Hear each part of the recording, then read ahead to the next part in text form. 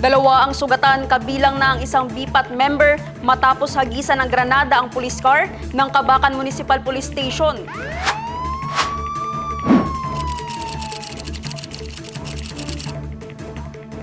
Naganap ang paghahagis ng granada alas 10:42 ng gabi, February 21, sa tapat ng Tangonan Store, Barangay Osias, Kabakan, Cotabato Province.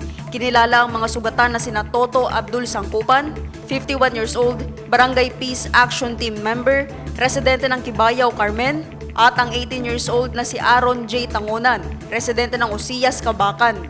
Kinilala naman ng otoridad ang suspect na si Sam, residente ng Balong, Pikit, Cotabato Province. Ayon sa Kabakan Municipal Police, habang nagsasagawa ng COMELEC checkpoint ang kanilang mga tauhan sa Barangay Kayaga, isang motorsiklo na kahina-hinala ang sakay ang hindi umano tumigil kaya hinabol ng kanilang mga tauhan.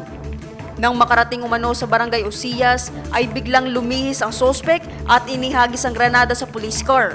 Bukod sa dalawang suspect, napinsala din ang patrol car. Dagdag ng Kabakan MPS, dati nang naaresto ang suspect sa kasong paglabag sa illegal possession of firearms. Isinugod naman sa pagamutan ng mga sugatang biktima.